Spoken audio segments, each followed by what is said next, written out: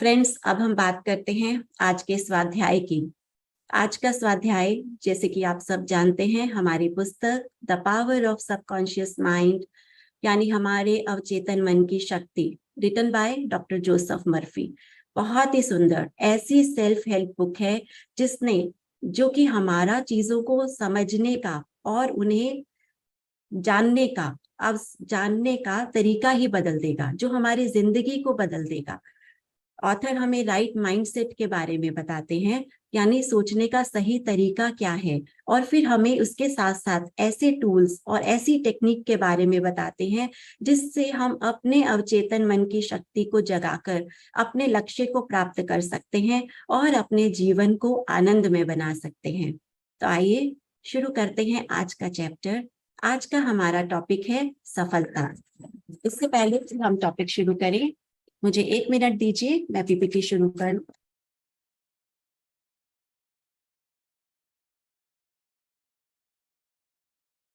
आज की हमारी पीपीटी इंग्लिश में है, क्योंकि मैंने अनुभव किया कि हमारे कुछ फ्रेंड्स इसे इंग्लिश में ज्यादा कंफर्टेबल हैं, तो उनके लिए मैंने पीपीटी इंग्लिश में बनाई है। एक्सप्लेनेशन सारी हिंदी में रहेगी।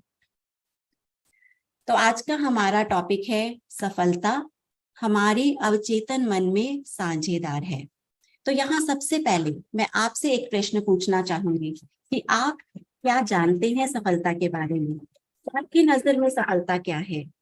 तनिक विचार करें, और अगर आप चाहें तो अपने विचार चैट बॉक्स में डाल सकते हैं कि सफलता आखिर है क्या? क्या मायने हैं सफलता के आपकी नजर में? क्या आप अपने आप को सफल मानते हैं? अगर हाँ, तो कैसे और क्यों? और अगर आप अपने आप को सफल नहीं मानते हैं, तो फिर आपको सफल बनाने के लिए क्या चाहिए? क्या कौन सी ऐसी चीज या कौन सी ऐसी वस्तु आप चाहते हैं, आपको लगता है कि वो आपको सफल बना देगी? क्या एक बड़ा बंगला, या एक गाड़ी, या एक फॉरेन ट्रिप, या बहुत सारा धन? क्या आपको भी ऐसा लगता है कि अगर ये भौतिक साधन हमारे जीवन में आ जाएं तो हम सफल हैं? ज्यादातर हम ऐसा ही समझते हैं। हम अपने सफलता का राज हम चीजों से तोलते हैं। हम सोचते हैं कि अगर हमारे पास सुख सुविधाओं के सारे साधन हैं तो हम जिंदगी में सफल हैं। लेकिन यहाँ डॉक्टर जोसेफ मर्फी हमें सफलता का सच्चा आंतरिक अर्थ बताते हैं। वे बताते हैं दीर्घकालीन शांति, सुख और खुशी, यही है सच्ची सफलता। यानी अगर हमारी जिंदगी में शांति है, सुख है और हम खुशी को अनुभव कर पाते हैं हर पल, तभी, सिर्फ और सिर्फ तभी हम अपनी जिंदगी में सफल हैं। आगे लेखक हमें बताते हैं एक बहुत सुंदर लाइन कि सद्भावना, अखंडता, सुरक्षा और खुशी अमूर्त है, इंटेंजिबल है। यानी हम इन्हें देख नहीं सकते, हम इन्हें छू नहीं सकते, लेकिन हम इसे महसूस कर सकते हैं, और ये हमारे गहरे स्वरूप से उत्पन्न होती है। और इन गुणों का बारंबार मनन करने से, बार बार जब हम इन गुणों के बारे में विचार करते हैं, तो ये हमारे अवचेतन मन से, हमारे चेतन मन से अवचेतन मन में चले जाते हैं, उतर जाते हैं, और फिर इसके बाद हमें इससे कोई भी नहीं छीन सकता। तो यहाँ डॉक्टर मर्फी हमें आगे बताते हैं कि सफलता के 3 मेन चरण हैं, 3 स्टेप्स टू सक्सेस। यानी हमें क्या करना है? हमें इन 3 चरण को अपनाना है अगर हम अपनी जिंदगी में सफल होना चाहते हैं तो। सबसे पहला चरण, जिसे हम में से बहुत लोग रिलेट कर पाएंगे, कि हम उसी कार्य में सफल होते हैं जिसे हम प्रेम करते हैं, जिसे करते समय हम खुशी का अनुभव करते हैं। तो हमें उसी कार्य को चुनना है अपने लिए, अपने करियर के लिए, जिसे करते समय हम रोमांचित हों और उस कार्य को करने में हम इतना खो जाएं कि हमें समय का भी बोध ना रहे, हमें कुछ भी याद ना आए। इस बात को समझने के लिए हम यहाँ पर 2 बच्चों का एग्जाम्पल लेंगे। एक बच्चा है, दोनों बच्चे स्कूल जाते हैं, सेम स्कूल में हैं, सेम क्लास में हैं। एक बच्चा जब स्कूल में जाता है तो वो अपनी टीचर को जब देखता है, एक टीचर से बहुत ज्यादा इन्फ्लुएंस होता है, क्योंकि एक तो वो टीचर बहुत प्यार से पढ़ाती थी और उसकी नॉलेज बहुत अच्छी थी, तो बच्चे को बिल्कुल सब कुछ बहुत अच्छे से समझ में आता था। तो जब वो टीचर को पढ़ाते हुए देखता था तो वो बच्चा इतना खुश होता था, इतना इन्फ्लुएंस होता था कि उसे हर पल ऐसे लगता था कि ये टीचर बहुत अच्छी है, मुझे भी ऐसा ही टीचर बनना है। वो टीचर की बॉडी लैंग्वेज देखता था, उसका प्यार उसकी आंखों में झलकता था, उसको समझाते हुए देखता था, तो बार बार उसके मन में एक ही विचार आता था कि मैं भी बड़ा होकर ऐसा ही टीचर बनूंगा। और फिर हुआ क्या, फाइनली जब उसके अवचेतन मन में ये चीज इतनी अच्छे तरीके से जम गई थी, उतर गई थी, तो आगे चलकर वो बच्चा एक टीचर ही बना और उसने अपनी उस जॉब में अपना 100% डाला। उसने उस टीचर का रोल बखूबी निभाया। आजीविका के लिए तो हमें जॉब चाहिए ही, वो तो हमें करना ही है, लेकिन उसके साथ साथ उसने उसमें इतना प्रेम डाला, इतना उत्साह और उमंग डाला कि वो एक बेस्ट टीचर के रूप में निकल कर आया। और एक और बच्चा जो उसी का क्लासमेट था, वो भी पढ़ाई में बहुत अच्छा था, वो रोज पढ़ाई करता था, रोज स्कूल जाता था और बहुत अच्छे नंबर भी लाता था, बट उसके मन में इससे ज्यादा कभी कुछ नहीं आया। उसने कभी भी टीचर बनने का तो नहीं सोचा, उसके मन में कभी ख्याल नहीं आया कि उसको टीचर बनना है। उसका लक्ष्य तो कुछ और था जो उसे क्लियर नहीं था। तो आगे चल के क्या हुआ, किसी भी परिस्थितिवश उस बच्चे को भी टीचर बनना पड़ा। अब वो टीचर तो बन गया, लेकिन उसके लिए उसकी जॉब सिर्फ एक जॉब थी। वो मशीन की तरह रोज स्कूल जाता था, रोज पढ़ाता था और रोज वापस आता था, लेकिन उसके मन में कोई उत्साह नहीं और कोई उमंग नहीं। वो सिर्फ एक मशीन की तरह अपनी ड्यूटी पूरी करता था। तो यहाँ इन दोनों बच्चों के माध्यम से हम समझ सकते हैं, हमने जाना कि बिना उत्साह और उमंग के आप उस कार्य को एक मशीन की तरह ही, एक रोबोट की तरह ही पूरा करेंगे, लेकिन खुशी और सफलता पाने के लिए सबसे जरूरी है काम के प्रति उत्साह, उमंग और सृजनात्मकता। अगर आप क्रिएटिव नहीं हैं तो आप अपने कार्य को बखूबी नहीं निभा सकते। हर काम में कोई भी आप कार्य करें, उसमें क्रिएटिविटी लाएं, उसमें सृजनात्मकता लाएं, वही हमें खुशी देगा। अगर हम अपने पैशन को ही अपना प्रोफेशन बना ले तो इससे अच्छी बात और कोई हो ही नहीं सकती। तो पहला चरण कि हम उसी कार्य को चुने अपने लिए जिसे हम प्रेम करते हैं। अब यहाँ पर आप सबके मन में एक प्रश्न उठ सकता है कि हमें मालूम ही नहीं है कि हमारे लिए कौन सा कार्य अच्छा है, हमारा सबसे फेवरेट कार्य कौन सा है। क्योंकि कई बार ऐसा होता है कि जो क्रिएटिव लोग होते हैं वो बहुत सारे कार्यों में अच्छे होते हैं, तो उन्हें समझ ही नहीं आता कि हम ऐसा कौन सा कार्य क्षेत्र चुने जिसमें हम अपना बेस्ट दे सके, जिसमें हम सबसे ज्यादा खुशी को अनुभव कर सके। तो इसके जवाब में डॉक्टर मर्फी हमें एक बहुत सुंदर प्रेयर बताते हैं और वे बोलते हैं कि आपको इस प्रार्थना को रोज अपने मन में धारण करना है। उस प्रार्थना को सुनने से पहले मैं आप सबसे रिक्वेस्ट करूंगी, आप एक बार अपनी आंखें बंद कर लें और इन शब्दों को ध्यान से सुने। वो प्रेयर है, मेरे अवचेतन मन की असीमित बुद्धिमत्ता जीवन में मेरी सच्ची जगह को मेरे सामने प्रकट कर रही है। एक बार और सुनिए, मेरे अवचेतन मन की असीमित बुद्धिमत्ता मेरे जीवन में मेरी सच्ची जगह मेरे सामने प्रकट कर रही है।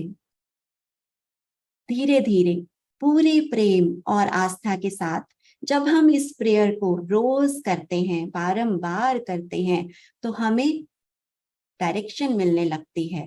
बिल्कुल यकीन करिए आप इस बात पे कि जब हम इसे करेंगे तो बिल्कुल एक स्पष्ट मैसेज हमारे अंतर्मन से या फिर किसी गाइडेंस के रूप में हमें मिलेगा और हमें अपने जीवन की राह हम चुन पाएंगे, हम अपने जीवन के लक्ष्य को पा पाएंगे। आगे चलते हैं। आगे है सफलता का दूसरा चरण। सफलता का दूसरा चरण, आपने अपने लिए कार्य क्षेत्र चुन लिया, ठीक है। अब उसके बाद अब हमें क्या करना है, हमने जो भी कार्य चुना, जो भी सब्जेक्ट चुना, जो भी हमारा फील्ड है, हम उसमें स्पेशलाइजेशन लें, हम उसके एक्सपर्ट बने, हम उसके विशेषज्ञ बने, हम अपनी नॉलेज को उसमें बढ़ाएं। क्यों? क्योंकि हम उस कार्य में सफल होना चाहते हैं, तो हमें उसे अपनी नॉलेज को बढ़ाना होगा, हमें मास्टरी करनी होगी, हमें उस चीज का मास्टर बनना होगा। जैसे अगर हमने टीचिंग प्रोफेशन को ही चुना है तो हम उसमें मास्टर्स कर सकते हैं, हम एमफिल कर सकते हैं, हम पीएचडी कर सकते हैं, और फिर हम अपने उस सब्जेक्ट में उत्कृष्ट बन जाएंगे। द बेस्ट बनने की इच्छा रखें और अपना सारा ध्यान और अपना सारा समय उसी एक क्षेत्र पर पूरी तरह से केंद्रित करें कि आप उसमें एक्सेल करने लगे, आप उसके विशेषज्ञ बन जाएं। हर पल सीखने के लिए उत्साहित रहें, क्योंकि हमारे जीवन का हर पल नया है, और हर नए पल का स्वागत करें कि हर नए पल में कुछ ना कुछ नया सीखते रहें और उसमें आगे बढ़ते रहें। इसके बाद हमारा है तीसरा चरण। तीसरा चरण जो मुझे लगता है हमारे लिए सबसे इम्पोर्टेंट है। क्यों? क्योंकि आपने अपने लिए कार्य क्षेत्र चुन लिया, आपने उसमें स्पेशलाइजेशन भी कर ली, आप उसके विशेषज्ञ भी बन गए, तो और क्या रह गया उसमें? उसमें रह गया है, उसमें हमें डालना है क्या? सेवा की भावना, और क्या? परोपकार की भावना। यानी डॉक्टर मर्फी हमें यहाँ बता रहे हैं कि हमें किसी भी तरह के सेल्फिशनेस से, यानी कि स्वार्थीपन से ऊपर उठना है। हमें धन तो कमाना है, हमें जॉब करनी है, हमें काम करना है। हमने कल के सेशन में जाना कि धन बहुत जरूरी है हमारे लिए, हमें धन चाहिए, लेकिन धन कमाने का पर्पस सिर्फ धन कमाना ही नहीं होना चाहिए। हमने जो भी सीखा है, जो भी इस समाज में रहते हुए हमने जाना है, हमें वो सबके साथ बांटना है। हमारा लक्ष्य महान होना चाहिए, हमें अपने लक्ष्य को हमेशा ऊंचा रखना है। आप ध्यान दें कि आप जो भी कार्य कर रहे हैं उसके पीछे का भाव कैसा है। आप जिस भी कार्य को चुने वो केवल आपको ही सफल ना बनाए, बल्कि उसमें मानवता का भला हो, उसमें समाज का भला हो, तभी हमारा लाइफ का सर्कल, लाइफ का सर्किट पूरा हो। उसके बाद वो पूरी ब्लेसिंग्स के साथ हमारे सामने बड़ा होकर आएगा, और हमारे जीवन में हम सफलता को प्राप्त करेंगे, सफलता की चरम सीमा को प्राप्त करेंगे। तो ये थे हमारे सफलता के 3 मेन चरण। अब ये हो सकता है कि आपके मन में ये प्रश्न आए कि सफलता, बहुत से लोग आपको अपने आसपास ऐसे मिलेंगे जो सफल होते प्रतीत होते हैं, जो आपको लगता है कि वो सफल हैं, लेकिन वो सफलता के इन 3 चरणों में से किसी भी चरण को फॉलो नहीं करते। वो कोई भी ऐसा चरण नहीं अपनाते हैं, गलत तरीकों से पैसा कमा रहे हैं, कोई एक्सपर्ट भी नहीं है, और सेवा की भावना तो उनमें दूर दूर तक नहीं है। तो यहाँ डॉक्टर मर्फी हमें बताते हैं कि अगर आपके मन में भी ऐसा ख्याल आ रहा है, अगर आप ऐसा सोच रहे हैं, तो सावधान हो जाएं, क्योंकि आप इस बात पर विश्वास रखें कि धोखे से कमाया गया पैसा कभी भी पंख लगाकर उड़ सकता है, वो किसी के पास नहीं टिकता। आप सत्यता को जाने, रियलिटी को जाने, क्योंकि मानसिक शांति के बिना कोई सफलता नहीं होती। किसी व्यक्ति की धन दौलत का क्या फायदा अगर वो मानसिक रूप से अशांत है या उसका शरीर बीमारियों से ग्रसित है। इसी बात को समझाने के लिए डॉक्टर मर्फी हमें एक क्रिमिनल की स्टोरी सुनाते हैं। एक ऐसा व्यक्ति जिसने की बहुत धोखे से, बहुत गलत गलत काम करके बहुत सारा धन इकट्ठा किया।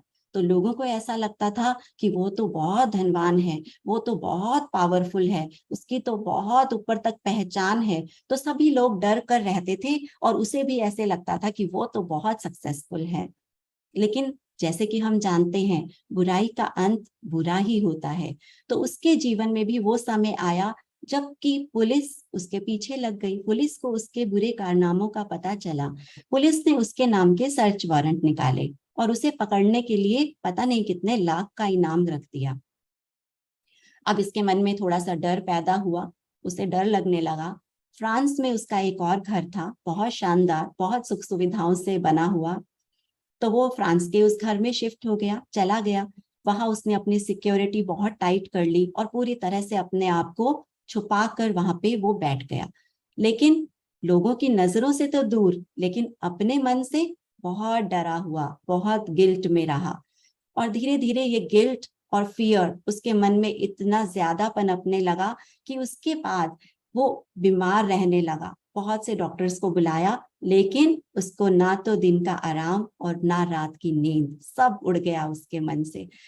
तो फिर धीरे धीरे उसको रियलाइजेशन होने लगा, उसे लगने लगा कि उसने बहुत गलत काम किए हैं और इस तरीके से तो जिंदा रहना मेरे लिए बहुत मुश्किल है कि अब मैं क्या करूं, ना तो मैं जी पा रहा हूं और ना मैं मर पा रहा हूं। तो इस तरीके से मैं अपने जीवन को जीना नहीं चाहता। तो उसे रियलाइजेशन होने लगा और उसने अपने आप को सरेंडर करने का फैसला किया। उसने अपने आप को सरेंडर किया, उसने अपनी सजा पूरी भुगती, पूरा उसने अपने आप को जेल में बंद रखा कुछ समय के लिए। और उसके बाद अंदर ही अंदर उसके मन में आने लगा, उसे समझ में आने लगा कि उसके जीवन का पर्पस ये नहीं हो सकता। उसने अपने जीवन के पर्पस को ढूंढा, चीजों को समझा, वैल्यूज को समझा, अपने आप को अपने आप को ट्रांसफॉर्म करने की, अपने आप को बदलने की उसने पूरी कोशिश करी। और अंत में जब वो जेल से निकला और धीरे धीरे उसने अपने ऊपर काम किया, उसने लोगों से मिला, उनसे सीखा और उसके बाद अपनी काउंसलिंग भी कराई और धीरे धीरे वो अपनी लाइफ को उसने कंप्लीटली बदल लिया और अपना कुछ काम करना शुरू किया। तो इस कहानी से हम ये जान सकते हैं कि सफलता सिर्फ धन से नहीं, सफलता हमारे ऊंचे आदर्शों पर निर्भर है। जब आप अपने मन की अवचेतन शक्ति को जान लेते हैं, तो आप अपनी सारी इच्छाएं, सारी जरूरतें बहुत ही प्यार से हासिल कर सकते हैं, जिससे ना सिर्फ आपका आत्मविश्वास बढ़ता है, बल्कि आप मानसिक रूप से बहुत शांत, बहुत खुश रहते हैं।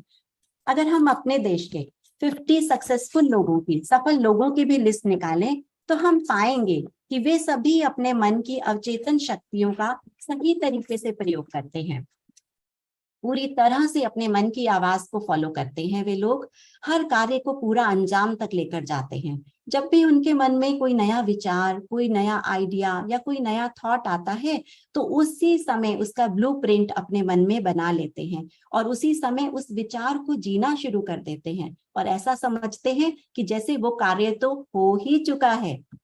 पूरी तरह से मन में इस विश्वास के साथ वो अपने उस कार्य को शुरू करते हैं।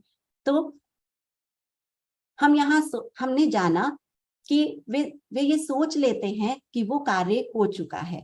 तो अगर हम किसी भी कार्य को, अपने किसी भी लक्ष्य को स्पष्टता के साथ कल्पना करें, तो हमारा अवचेतन मन अवश्य ही उसे पूरा करने में सहयोग देता है।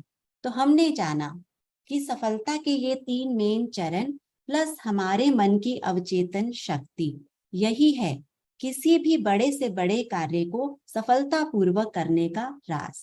जैसे कि बाइबल में भी कहा गया है, और तुम्हारे विश्वास के अनुरूप तुम्हें मिल जाएगा। यानी जो आपका विश्वास है, जो आपने विचार अपने चेतन मन से अवचेतन मन में पहुंचा दिए हैं, आपको वही मिलेगा। आप चाहे जो भी कार्य करते हो, आपको अवचेतन मन की शक्ति के नियम सीखने होंगे और उसका प्रयोग भी करना होगा। अगर आप खुद को पूरी तरह से अभिव्यक्त कर रहे हैं और आपकी उस प्रतिभा से दूसरों को लाभ मिल रहा है, तो आप सफलता के अचूक मार्ग पर हैं। तब धरती या आसमान की कोई भी ऐसी ताकत नहीं जो आपको सफलता तक पहुंचने से रोक सके। अंत में मैं आपको डॉक्टर मर्फी का यही संदेश देना चाहूंगी कि ठीक समय पर लगातार की गई कल्पना की शक्ति आपको सफलता दिला सकती है। तो अब ये ठीक समय से क्या अर्थ है? कौन सा ठीक समय? तो ये ठीक समय है रात को सोने से पहले के कुछ मिनट और सुबह उठने के साथ ही, उठने के बाद के कुछ मिनट, 10 से 15 मिनट।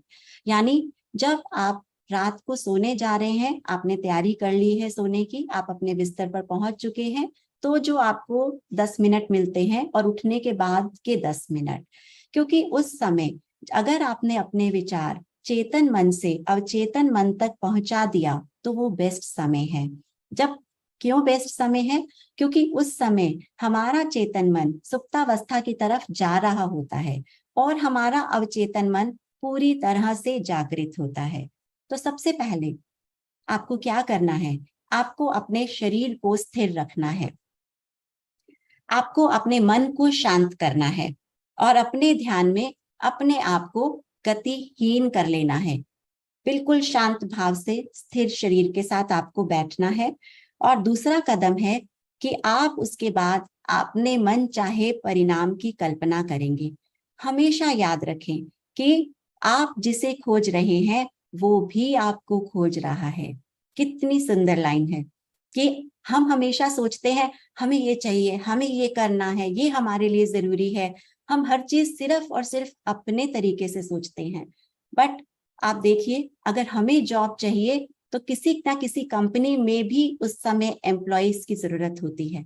अगर हमें एक हाउस हेल्प चाहिए तो कोई ना कोई हाउस हेल्प भी उस समय कोई काम ढूंढ रही होती है। तो जिसे हम खोज रहे होते हैं कोई और भी उसकी खोज कर रहा होता है। यानी यूनिवर्स में कोई ना कोई ऐसा हमेशा रहता है जो हमारी इच्छा को पूरा करने के लिए तत्पर रहता है। तो आप जिस भी वस्तु को पाना चाहते हैं, लेना चाहते हैं, आप उसके लिए कल्पनाशील बने, मानसिक रूप से सफलता की तस्वीर को देखें, हर रात को सफल व पूर्ण संतुष्टि के एहसास के साथ सोने जाएं। अंततः आप अपने अवचेतन मन में सफलता का विचार बोने में कामयाब हो जाएंगे। यकीन करें कि आप सफल होने के लिए ही पैदा हुए हैं और प्रार्थना से चमत्कार हो जाएगा। यकीन करें। इसी के साथ मेरा आज का टॉपिक समाप्त होता है। आप सबसे एक रिक्वेस्ट मैं करना चाहूंगी कि मुझे ऐसा लगता है ये एक ऐसा टॉपिक है जिसकी बहुत से लोगों को तलाश होगी, बहुत से लोगों को जरूरत होगी। तो आपने इसे समझा है, जाना है, तो आप भी सेवा के लिए तत्पर रहिए और ऐसे सुंदर विचारों को आप दूसरों के साथ शेयर करिए और उनकी मदद करिए। Thank you so much. Thank you. Thank you Karuna ji, बहुत सुंदर, बहुत सुंदर। और इतने सिंपल तरीके से आपने इसको समझा दिया कि ये मुझे याद हो गया और मैं इन शब्दों को मन ही मन दोहरा रही हूँ कि हमें जो चीज चाहिए वो हमें रात को सोते समय अपने, जब हम बिल्कुल गहरे नींद में जा रहे होते हैं, उनको दोहराना है और तब तक दोहराते रहना है जब तक हम सो नहीं जाए। और उसके बाद जैसे ही हम सुबह उठते हैं, चेतन मन के जागने से पहले, मतलब पूरी तरह से चेतना में आने से पहले, उन शब्दों को फिर से दोहराना है जिन्हें हम सफलता के लिए चाहते हैं, स्वास्थ्य के लिए चाहते हैं या किसी और काम के लिए। तो लगातार ऐसा दिन में भी करेंगे तो धन भी हमारे पास आएगा, सफलता भी आएगा। बहुत सुंदर तरीके से, थैंक यू। और आपकी पीपीटी ने काफी कुछ समझा दिया था, थैंक यू। आइए अब हम आगे बढ़ते हैं अगले चैप्टर के लिए। और अगला चैप्टर पेश कर रही हैं एक चमकता हुआ सितारा। मैं उन्हें चमकता हुआ सितारा कहूंगी क्योंकि वो बहुत समय से पीएसएसएम से जुड़ी हुई, ना जाने कितनी खूबसूरत कार्य करती हैं। उनको पीएसएसएम से जुड़े हुए 3.5 साल हो चुके हैं। By profession way fashion designer हैं और जब पीएसएसएम में जुड़ी, पितामह से जुड़ी और जुड़ने के बाद उनकी जिंदगी ने यू टर्न ले लिया। और उस यू टर्न में वो फैशन डिजाइनिंग के साथ साथ स्पिरिचुअल काउंसलिंग भी उन्होंने शुरू कर दी और गुजराती चैनल पर वर्कशॉप यानी कि कार्यशाला गुजराती में भी की हैं और आगे लगातार बढ़ती जा रही हैं। और सबसे ज्यादा इम्पोर्टेंट, उन्होंने भावीना देसाई जी के साथ मिलकर वूम पेरेंटिंग की कार्यशाला शुरू की है। उसके बारे में आपको मैं थोड़ा सा बता दूं। जैसा मुझे आशा जी ने बताया है कि गर्भ में हम दिव्य आत्माओं को कैसे आह्वान कर सकते हैं। आशा जी ने बताया कि 3.5 लाख दिव्य आत्माएं धरती पर उतरने के लिए तैयार हैं और वूम पेरेंटिंग से हम अपने गर्भ में उन दिव्य आत्माओं का आह्वान कर सकते हैं और गर्भ में ही उनकी दिव्यता को बढ़ा सकते हैं, जिससे धरती पर जन्म लेने वाला बच्चा दिव्य होने के साथ साथ एक ध्यान को आगे बढ़ाने वाला मानव बने। So thank you Asha ji, आप ओवर टू यू। आप अपने ज्ञान को हमारे साथ साझा कीजिए। Thank you very much Jyotsna ji, इतने अच्छे इंट्रोडक्शन के लिए। एंड थैंक यू सभी स्पीकर्स जो यहाँ पे आ रहे हैं। करुणा जी ने तो जैसे जो हम जी रहे हैं उसी चीज को बता दिया है। वॉल्यूम थोड़ा कम थैंक यू इतने सुंदर मेडिटेशन के लिए। और पितामह पत्री जी को अनंत कोटि धन्यवाद कि हम सभी को एक प्लेटफॉर्म दिया है, हम सभी को इस प्लेटफॉर्म पर मिलाया है।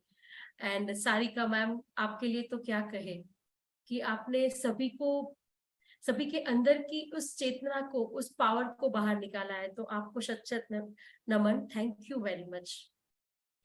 तो फ्रेंड्स, ये यात्रा हम बहुत दिनों से कर रहे हैं और हमने अब तक बहुत सारी चीजों को, अपने अवचेतन मन को समझा है। तो आज का जो ये अध्याय है, 12वां चैप्टर, उसमें हमें ऑथर ने बताया है कि साइंटिस्ट अपने अवचेतन मन का इस्तेमाल कैसे करते हैं। इसमें इस चैप्टर में हम बहुत सारे उदाहरणों को देखेंगे जो दुनिया के फेमस साइंटिस्ट हैं। ओके, एक सेकेंड, अगर वॉल्यूम लो है तो मुझे एक सेकेंड दीजिए सिर्फ।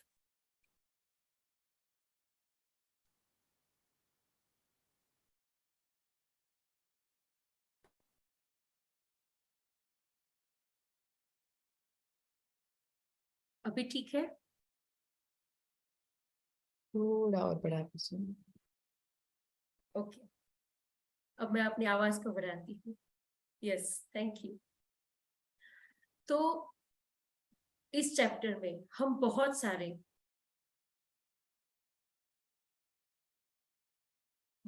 वैज्ञानिकों के जीवन के बारे में, कि उन्होंने कैसे अपनी अवचेतन मन की शक्ति से अपने सारे रिसर्चेस को, अपने सारे इन्वेंशन को हमारे सामने लाए हैं। इतिहास के सबसे रचनात्मक वैज्ञानिकों में से बहुत सारे वैज्ञानिकों ने अवचेतन मन के इम्पोर्टेंस को समझा है, उसको अप्लाई किया है।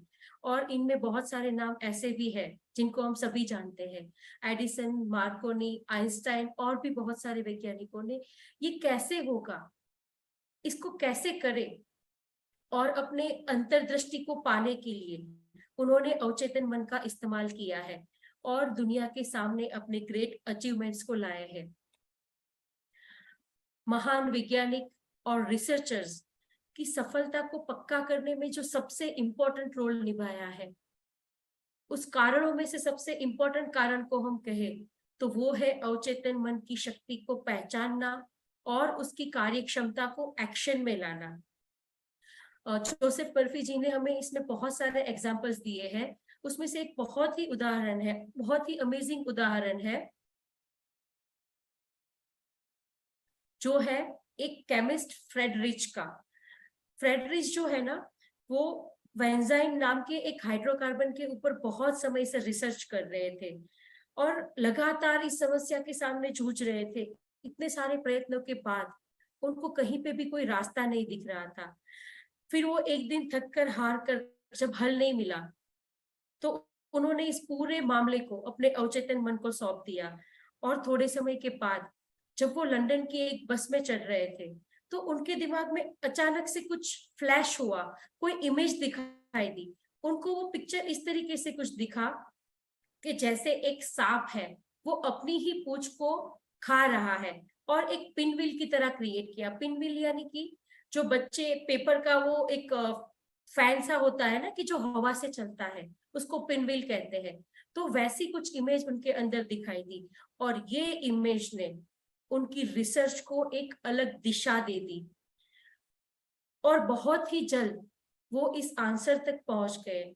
और वो आंसर था परमाणुओं के सर्कुलर अरेंजमेंट, यानी कि गोलाकार व्यवस्था को बेंजीन रिंग कहते हैं।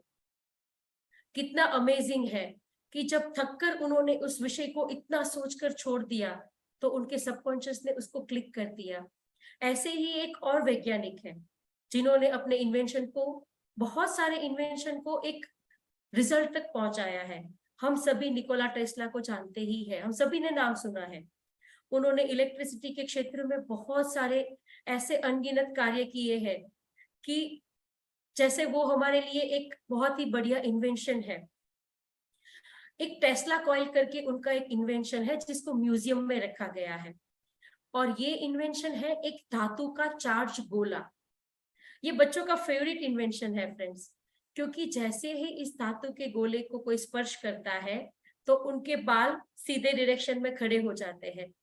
यानी कि हम सभी ने सेंटर शॉक की एड देखी होगी पहले, कि जब भी कोई सेंटर शॉक खाता है तो बाल खड़े हो जाते हैं। तो बच्चों को इसमें बड़ा मजा आता था। टेस्ला के और भी बहुत सारे इन्वेंशन है ब्रॉडकास्टिंग एनर्जी में, उनको आज भी क्रांतिकारी माना जाता है। अब टेस्ला काम कैसे करते थे? टेस्ला अवचेतन मन की शक्ति को उपयोग करने वाले और उसमें विश्वास रखने वाले एक कन्विंस्ड व्यक्ति थे। जब भी उनको कोई नया विचार आता था, जब भी उनको कोई नया इन्वेंशन करने की इच्छा होती थी, रिसर्च की इच्छा होती थी, तो वो इस रिसर्च को अपने अवचेतन मन को सौंप देते थे। वे जानते थे कि अवचेतन मन इस चीज को, इस इन्वेंशन को निर्माण करने के लिए उन सभी जरूरी पार्ट्स का चेतन मन को एक फिजिकल एक रिजल्ट देगा, ठोस रूप में प्रकट करेगा। और ठीक वैसा ही होता था। टेस्ला कभी भी जो इन्वेंशन में गलती है उसके ऊपर काम नहीं करते थे, परंतु इसको और कैसे बेहतर बनाया जाए हमेशा उस पर काम करते थे। उन्होंने हमेशा अपने अवचेतन मन की शक्ति को उपयोग में लिया और उसके रिजल्ट को हम सभी के सामने रखा। प्रकृतिवादियों ने भी अवचेतन मन की शक्ति को उपयोग में लिया है और रिजल्ट पाया है। ऑथर ने हमें एक और बहुत ही सुंदर एक एग्जाम्पल दिया है। एक्चुअली अगर हम देखने जाए तो जब भी हम कोई एग्जाम्पल को देखते हैं, किसी के अनुभव को सुनते हैं, तो वो हमारे अवचेतन मन में फिक्स हो जाता है।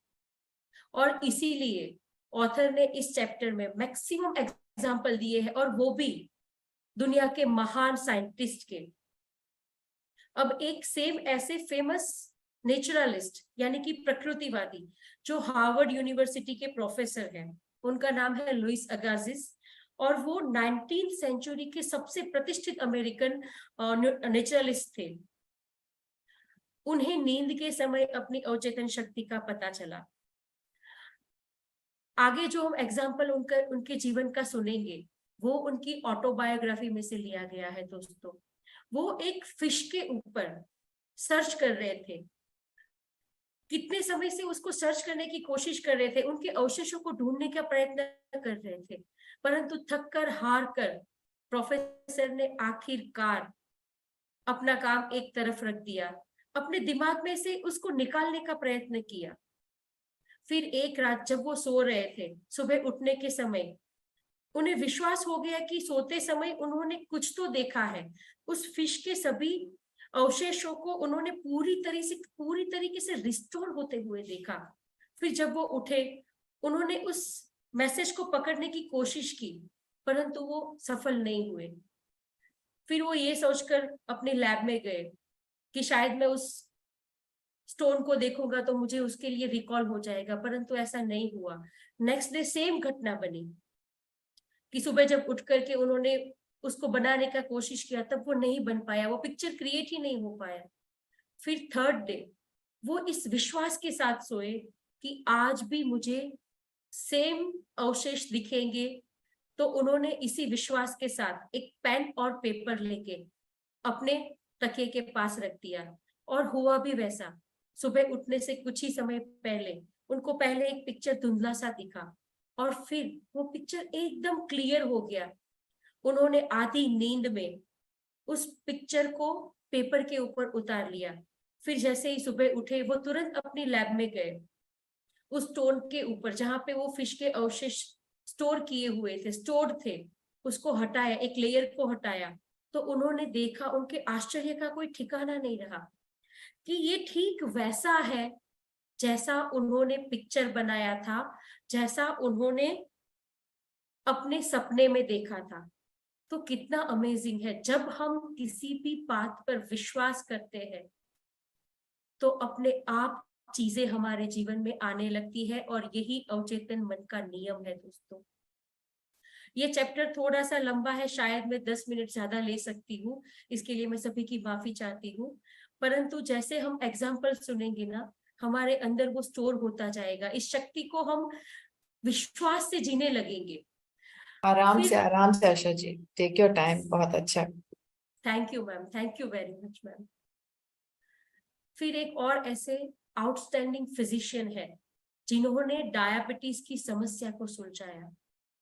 1920s में डॉक्टर फ्रेडरिक बेंटिन करके एक कनाडा के एक ब्रिलियंट फिजिशियन और रिसर्चर्स थे। डायबिटीज के चलते लोगों को कितनी दिक्कतें हो रही है, इसको सुलझाने के लिए उन्होंने बहुत मेहनत की, बहुत फोकस किया। और उस समय मेडिकल साइंस के पास इतनी अवेलेबिलिटी नहीं थी, इतनी सारी सुविधाएं नहीं थी। तो इस बीमारी को रोकने के लिए उन्होंने बहुत मेहनत की, उन्होंने बहुत सारे प्रयोग किए, इंटरनेशनल लिटरेचर्स को स्टडी किया, परंतु उनके हाथ कुछ नहीं लगा। फिर अगेन एक रात वो थक करके सो गए और सोते समय उनके दिमाग में कुछ ऐसा पिक्चर आया कि एक कुत्ते की पैंक्रियास की नली में से कुछ अवशेष को निकालकर, एक लिक्विड को निकालकर उसके ऊपर रिसर्च करो। और दोस्तों उन्होंने वैसा किया और आज जितने भी डायबिटीज के पेशेंट हैं, पेशेंट तो हम उसे नहीं कह सकते हैं, परंतु जो भी व्यक्ति इस बीमारी के साथ जी रहे हैं उनको ये इंसुलिन का गिफ्ट मिल गया। हम सभी ने देखा कि डॉक्टर बेंटिन ने लगातार इस प्रॉब्लम को सॉल्व करने में बिजी रहे। वो एक रास्ता निकालना चाहते थे और उनके अवचेतन मन ने उनके अनुसार रिस्पॉन्ड किया। अब इसका मतलब ये नहीं है कि हर बार हमें रिजल्ट रातों रात मिलेगा, परंतु हमें निराश नहीं होना है। अगर जवाब नहीं मिलता है तो सोने से पहले, जैसे हमने अभी आगे सुना कि रात को सोने से पहले अपनी इस समस्या को, अपनी इस प्रॉब्लम को अपने सबकॉन्शियस माइंड को सौंप दें। इसको तब तक सौंपते रहिए कि जब तक आपको जवाब नहीं मिलता है, और ये हमने पहले कभी किया ही नहीं है। इसको आज से ही अपने जीवन में अप्लाई करें दोस्तों। लेट होने का एक कारण ये भी हो सकता है कि हमारे सबकॉन्शियस में पहले से ये फिक्स है कि ये समस्या तो बड़ी है, तो ये बहुत देर से सॉल्व होगी। परंतु आपका जो अवचेतन मन है वो समय और स्थान से परे है। इस विश्वास के साथ सोने जाए कि जब मैं सुबह उठूंगी या उठूंगा तो मेरे हाथ में वो जवाब होगा, वो सॉल्यूशन होगा। अपने जवाब को भविष्य के लिए कभी भी ना छोड़ें। अवचेतन मन के निर्णय पर हमेशा विश्वास रखें। इस बात को पक्का कर लें कि जैसे जैसे आप इस बुक को समझते जाएंगे या इसे पढ़ते जाएंगे, आपका सबकॉन्शियस माइंड आपको परफेक्ट जवाब देगा, आपको हल मिल जाएगा। फिर आगे डॉक्टर जोसेफ मर्फी ने एक बहुत ही उम्दा एक हमें एग्जाम्पल बताया है, एक साइंटिस्ट की लाइफ स्टोरी कि जो सोवियत के यातना गृह से बचकर निकले हैं। डॉक्टर लॉथर वॉन करके एक श्रमिक सोसाइटी के बहुत ही आउटस्टैंडिंग इंजीनियर थे। वर्ल्ड वॉर 2 के बाद एक्सक्यूज मी सॉरी, उनको सोवियत के एक कैद खाने में रखा गया था और वो अपने सर्वाइवल और वहां से भागने की, वहां से बचकर निकलने की आजादी जो उनको मिली, उनका पूरा श्रेय अपने अवचेतन मन को देते हैं। वे बताते हैं कि वो रशिया की एक कोयले की खदान में उनको रखा गया था, वहां पे वे कैदी थे और उन्होंने अपने आसपास लोगों को मरते हुए देखा। बहुत सारे ऑफिसर्स, गार्ड्स उनके ऊपर हमेशा निगरानी रखते थे। एक छोटे से मेडिकल चेकअप के बाद सभी कैदियों को दिन का कोयले का कोटा दिया जाता था। एक कोटा उनको फिक्स करना होता था और जो डॉक्टर लॉथर है उनका कोटा था 300 पाउंड कोयला। और अगर कोई कैदी उस कोयले को, उस कोटा को पूरा नहीं कर पाते थे तो उनका एक दिन का खाना कट कर दिया जाता था, एक समय का खाना कट कर दिया जाता था और ऐसे धीरे धीरे करके उस व्यक्ति की मौत हो जाती थी। और ये सब देख करके डॉक्टर लोथर ने डिसाइड किया कि अब मैं यहाँ से निकलूंगा। उन्होंने कंसंट्रेशन कहाँ पे लगाया? उस जगह से निकलने के लिए। उनको पता था, वो कहते हैं कि मुझे पता था मेरे अवचेतन मन के पास यहाँ से निकलने का रास्ता है, वो मुझे यहाँ से निकालेगा। उनका जर्मनी का घर भी पूरी तरीके से तबाह हो गया था, उनका परिवार एकदम साफ हो चुका था,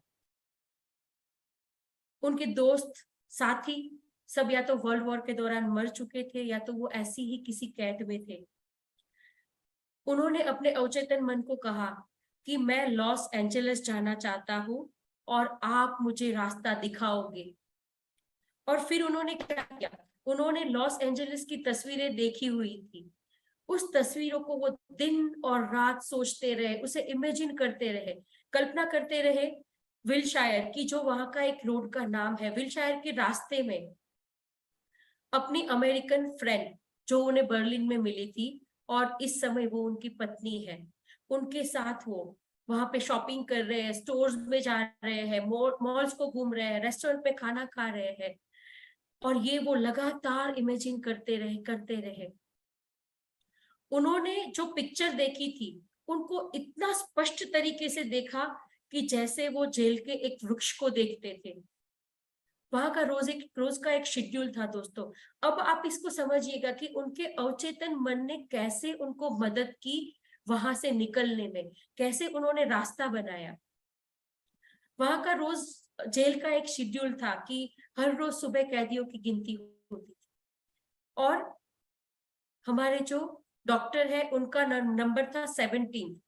तो हर रोज की तरह उस दिन भी एक गार्ड ने गिनती शुरू की, 1 2 3, फिर 17 नंबर जब आया तो इनके सबकॉन्शियस माइंड ने इन्हें कुछ तो गाइड किया और वो लाइन से थोड़ा सा हट गए, और उसी समय गार्ड को किसी ने बुलाया। गार्ड जब वापस आया तब उन्होंने फिर से नेक्स्ट पर्सन से 17 से गिनना शुरू कर दिया। फिर रोज जैसे होता है, रात को आकर भी उतने ही लोग थे क्योंकि एक को मिस कर दिया था, और उसी समय डॉक्टर वहां से निकल गए। जब तक सभी को पता चलता तब तक बहुत देर हो गई थी। डॉक्टर 24 घंटे तक लगातार चलते रहे, उन्होंने जैसे तैसे करके अपना गुजारा किया। फिर वहां से उनको पोलैंड की तरफ जाती हुई एक ट्रेन दिखी, उसमें वो बैठ गए और वो स्विट्जरलैंड पहुंच गए। फिर एक शाम एक होटल में उनकी मुलाकात एक अमेरिकन कपल से हुई। तो उस कपल ने उनको ऐसे ही रैंडमली कैलिफोर्निया में आकर उनके घर में रहने का न्योता दिया, और इन्होंने उसको स्वीकार कर लिया। और फिर जब वो लॉस एंजलिस के उन रास्तों से गुजर रहे थे जो उन्होंने इतने समय तक जेल में रोज इमेजिन किया था, कोयले की खान में बैठे बैठे उन्होंने इमेजिन किया था, उस बिल्डिंग्स को, उन रास्तों को देखकर उनको लगा कि जैसे मैं यहाँ पे आ गया हूँ। वो कहते हैं कि मैं कभी भी अवचेतन मन के मिरेकल्स पर आश्चर्य करना नहीं छोड़ सकता, क्योंकि हकीकत में अवचेतन मन के पास ऐसे तरीके हैं जिनके बारे में हमें कोई ज्ञान नहीं है। कितना अमेजिंग है दोस्तों, हमारा अवचेतन मन कितना शक्तिशाली है कि वो हर एक चीज को क्रिएट कर सकता है। बस आपको उस पर विश्वास करने की जरूरत है, सिर्फ और सिर्फ विश्वास। फिर आगे जो ऑथर है वो हमें एक छोटी सी स्टोरी के माध्यम से, कि आर्कियोलॉजिस्ट और पैंटियोलॉजिस्ट, पैलियोंटोलॉजिस्ट जो होते हैं वो जीव के स्पेशलिस्ट होते हैं, जिन जीवों का अस्तित्व अभी मिट गया है उन जीवों के बारे में वो रिसर्च करते हैं। ये सारे वैज्ञानिक ये जानते हैं कि अवचेतन मन जो पास्ट में हो चुका है उन सभी चीजों को अपने अंदर याद रखता है। जब वे प्राचीन खंडरों, पुरातन चीजों का अध्ययन कर रहे होते हैं तो अपने इमेजिनेशन पावर के द्वारा उनका अवचेतन मन उन प्राचीन दृश्यों को फिर से जीवंत कर देता है।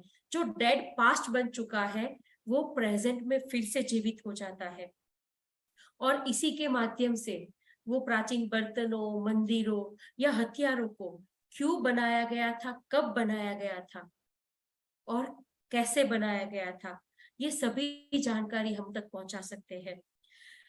वैज्ञानिकों की एकाग्रता, एक दिशा में उनका डिसिप्लिन होकर इमेजिनेशन करना, ये उनकी अवचेतन मन की सोई हुई शक्ति को जगाता है।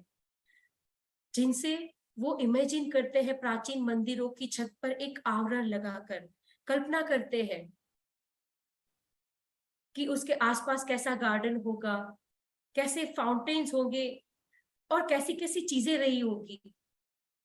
इवन फॉसिल्स, उसमें भी वो आंखों, नसों और मांसपेशियों का निर्माण कर देते हैं कि जिससे वो चीजें जीवंत हो जाती है, वो जीव फिर से जीवंत महसूस करने लगते हैं।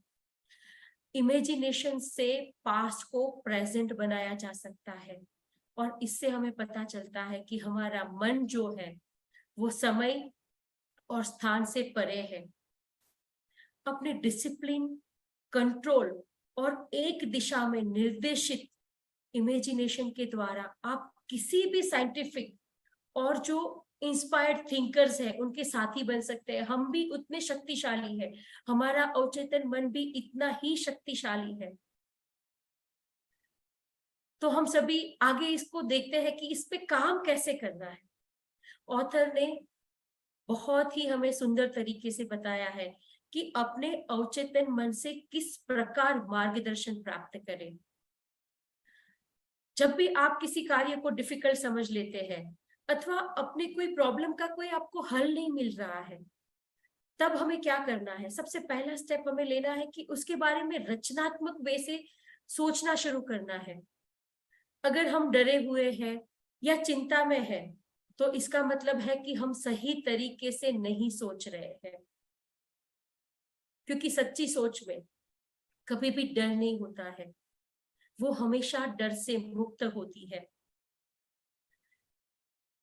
यहाँ पर एक सिंपल सी टेक्निक को ऑथर ने हमें एक बहुत सुंदर स्टेप्स में बताया गया है, जिसके द्वारा हम किसी भी विषय पर गाइडेंस पा सकते हैं। सबसे पहला स्टेप है कि अपने मन को शांत कीजिए, अपने शरीर को स्थिर कीजिए। जैसे अभी हमने आगे के चैप्टर में समझा, शरीर आपकी बात मानेगा ही, उसको ये करना ही होगा, मानना ही होगा, क्योंकि उसकी अपनी कोई इच्छा नहीं है, कोई प्रेरणा नहीं है या सेल्फ कॉन्शियस इंटेलिजेंस ही नहीं है। आपका शरीर, हम सभी का शरीर एक भावनात्मक डिस्क है, एक इमोशनल डिस्क है, एक पेन ड्राइव है, जो हमारे बिलीफ सिस्टम, हमारे इंप्रेशन को रिकॉर्ड करता है और उसी के अनुरूप वो रिएक्ट करता है। अगर इसको हम सिंपल एग्जांपल से समझे कि अगर हमारे अंदर ये विश्वास है कि आजकल तो किसी के ऊपर विश्वास नहीं कर सकते, हर कोई धोखा देके जाता है, तो हमारे जीवन में हमें वैसे ही लोग मिलेंगे जो हमें हर एक तरीके से चीट करेंगे, चाहे वो बिजनेस हो, चाहे वो हमारी फैमिली हो या फ्रेंड्स हो। तो हमारा शरीर वैसे ही रिएक्ट करेगा जैसी हमारी बिलीफ सिस्टम है। फिर सेकंड स्टेप ऑथर बताते हैं कि अपने ध्यान को केंद्रित कीजिए, अपने विचार को अपनी प्रॉब्लम के सल्यूशन पर केंद्रित कीजिए। थर्ड स्टेप है अपने चेतन मन के द्वारा इसे सॉल्व करने की कोशिश करिए, लगातार कोशिश करते रहिए। फोर्थ स्टेप ऑथर ने बताया है कि सोचिए कि आप कितने खुश होंगे जब आपको इसका परफेक्ट सॉल्यूशन मिल जाएगा। परफेक्ट आंसर आ पाने के बाद आप जो महसूस करेंगे उस भावना को फील कीजिए। फिफ्थ स्टेप है अपने दिमाग को उस खुशी, उस संतुष्टि के जो एक मूड को क्रिएट किया है उसके साथ आराम से खेलने दे और फिर शांति से सो जाए। जब आप जागते हो तब अगर आपके पास जवाब नहीं है तो अपने आप को किसी काम में बिजी कर लीजिए, और जब आप किसी और काम में बिजी होंगे तो आपके अंदर से अचानक आपका दिमाग जवाब देगा। जैसे एक टोस्टर में से कैसे ब्रेड बाहर निकलता है, वैसे ही वो पॉपअप होगा। ऑथर कहते हैं कि अवचेतन मन से मार्गदर्शन पाना बहुत ही सरल है और श्रेष्ठ है। वो अपना भी एक छोटा सा किस्सा बताते हैं कि एक बार उनकी एंसेस्ट्रल रिंग गुम हो गई थी, उनकी पुश्तैनी अंगूठी खो गई थी और उन्होंने बहुत ढूंढा लेकिन उनको कहीं नहीं मिली। फिर उन्होंने जैसे एक व्यक्ति से बात करते हैं वैसे अपने अवचेतन मन से बात की सोने से पहले उन्होंने अपने अवचेतन मन को कहा कि तुम्हें सब कुछ पता है, तुम्हें पता है कि अंगूठी कहाँ है, और अब तुम मुझे बताओगे कि वह अंगूठी कहाँ है। फिर सुबह वो सो गए और सुबह जब झटके से उठे और उनके कान में जैसे कोई शब्द गूंज रहे थे कि रॉबर्ट से पूछो। अब ये रॉबर्ट जो है वो एक 9 साल का लड़का है। ऑथर को थोड़ा अजीब लगा कि इसको मैं कैसे पूछूं, पर फिर भी उन्होंने रॉबर्ट के पास गए और पूछा कि तुमने कोई अंगूठी देखी है क्या। रॉबर्ट ने बहुत ही सहजता से जवाब दिया, हाँ मैं खेल रहा था तब मुझे मिली थी, पर मैं आपको बताना भूल गया और मैंने वो अपने ड्रॉर में रखी है। कितनी अमेजिंगली उन्होंने अपने अवचेतन मन पर विश्वास किया और अवचेतन मन ने जवाब दिया। और ये हमेशा ही होता है दोस्तों, हमारे साथ भी यही होता है जब हम पूरे विश्वास से इस प्रक्रिया को करते हैं। एक और एग्जांपल उनके एक स्टूडेंट ह्यूगो के बारे में है कि ह्यूगो जो उनका स्टूडेंट था वो बहुत यंग था और उनके फादर की डेथ हो गई और उनको पता नहीं था कि मेरे फादर ने कोई विल छोड़ी है कि नहीं छोड़ी है। उन्होंने अपनी बहन को पूछा तो उन्होंने बताया, उनकी सिस्टर ने बताया कि हाँ एक बार मुझे पिताजी बता तो रहे थे कि कुछ विल बनाई है और उस विल में मैंने सबके साथ फेयर कर सकूं ये कोशिश की है, परंतु वो विल मिल नहीं रही थी और उस स्टेट का ऐसा नियम था कि अगर विल नहीं है तो स्टेट के रूल के हिसाब से बंटवारा होगा। परंतु ह्यूगो नहीं चाहते थे कि उनकी फादर की जो इच्छा है, उनके फादर की जो इच्छा है, thank you very much ma'am, उसके अनुसार उस विल का बंटवारा हो, उनकी प्रॉपर्टी का बंटवारा हो। उनको समझ में नहीं आ रहा था, उन दोनों भाई बहन ने सब जगह पर ढूंढा पर नहीं मिली। फिर उनको अपने टीचर यानी कि प्रोफेसर जोसेफ मर्फी की बात याद आ गई अवचेतन मन के बारे में जो उन्होंने बताया था। तो उन्होंने रात को सोने से पहले कहा कि मैं इस पूरी बात को अपने अवचेतन मन को सौंपता हूँ। इसे पता है कि वो विल कहाँ पर है और मुझे विश्वास है कि वह इस विल को मुझे दिखाएगा, मेरा अवचेतन मन इसे दिखाएगा। फिर उन्होंने इसे लोरी की तरह गाना शुरू किया, अपने अवचेतन मन को बार बार कहा मुझे जवाब दो, मुझे जवाब दो। नेक्स्ट मॉर्निंग में जब वो उठे, ह्यूगो जब उठे तो उनके अंदर अचानक से लॉस एंजलिस की एक बैंक में जाने की तीव्र इच्छा हुई। उस बैंक में उनके फादर का अकाउंट था। जब वो उस बैंक में पहुंचे तो बैंकर से मिले और उन्होंने बताया कि मेरे फादर की ऐसे डेथ हो गई। तो बैंकर ने कहा कि अरे आपके पिताजी का तो यहाँ पे एक लॉकर भी है, एक सेफ डिपॉजिट वॉल्ट भी है। उनको चाबी दी और ह्यूगो ने जब वो लॉकर को ओपन किया तो उनकी आंखों में से जैसे आंसू निकल गए, वो विल उनको मिल गई। जब आप सोने जाते हैं फ्रेंड्स या सो रहे होते हैं, तब आपके विचार आपके अंदर छुपी हुई शक्ति को जगाते हैं। इमेजिन कीजिए कि आप कोई प्रॉपर्टी को बेचकर कुछ और खरीदना चाहते हैं या तो उसके बदले में कुछ शेयर्स खरीदना चाहते हैं, अपनी पार्टनरशिप को बेटर बनाना चाहते हैं या किसी शहर में शिफ्ट होना चाहते हैं। तो इसका जवाब अंदर से जानने के लिए इसको इस तरीके से कुछ करने की कोशिश करें कि आप आराम से एक चेयर पर बैठ जाएं या तो अपनी डेस्क पर बैठ जाएं शांति से। याद रखें, सिर्फ याद इतना रखना है कि इस ब्रह्मांड का नियम है एक्शन और रिएक्शन का। अब इसमें एक्शन क्या है? आपका विचार जो आपने उस समय अपने अवचेतन मन को दिया, और रिएक्शन क्या है? आपके अवचेतन मन का रिस्पॉन्स, उसका प्रतिसाद। सबकॉन्शियस माइंड हमेशा ही रिएक्टिव और रिफ्लेक्टिव है, ये उसका स्वभाव ही है। वो हमेशा हमें रिवर्ट देता है, हमें रीपे करता है। जैसे एक मैसेज होता है ना कि आज मैंने आपको कोई व्हाट्सएप किया तो आप मुझे उसका आंसर देंगे ही देंगे, ये ठीक वैसे ही काम करता है। जब आप सही एक्शन लेंगे, बस मेरा मैसेज सही व्यक्ति के लिए होना चाहिए, जब आप सही एक्शन लेंगे ऑटोमेटिकली आप रिस्पॉन्स या तो रिएक्शन को अनुभव करेंगे, जो आपके अवचेतन मन का जवाब या तो मार्गदर्शन होगा। आपको मार्गदर्शन चाहिए तो आपको सिर्फ सही कार्य करने के बारे में शांति से सोचना है। इसका मतलब है कि आप अपने सबकॉन्शियस माइंड से उसमें बसी अनंत बुद्धिमत्ता का उपयोग करके कोई भी मनचाही चीज या तो कुछ भी पाने के लिए सक्षम है। इसके बाद आपको आपके इस कार्य को आगे बढ़ाएगा आपका ज्ञान, जो आपके अंदर बसा हुआ है, जो सर्वज्ञानी है, जो सर्वशक्तिशाली है। और ऐसा करने से हमेशा ही आपका डिसीजन सही होगा, क्योंकि ऐसा करने के लिए अवचेतन मन उसे बाध्य कर देगा, कंपल्शन कर देगा उसके लिए। ये लेखक यहाँ पे कंपल्शन वर्ड का इस्तेमाल करते हैं, क्योंकि सबकॉन्शियस का जो नियम है वो यही है। मार्गदर्शन कहे या राइट एक्शन कहे या एक्शन का रहस्य कहे, वो ये है कि आप मेंटली सही जवाब आने तक अपने आप को उस प्रक्रिया में सौंप दे। रिस्पॉन्स आपको मिलेगा ही। वो कैसे मिलेगा? एक भावना के रूप में, एक्सपीरियंस के रूप में, या तो आंतरिक संकेत के रूप में।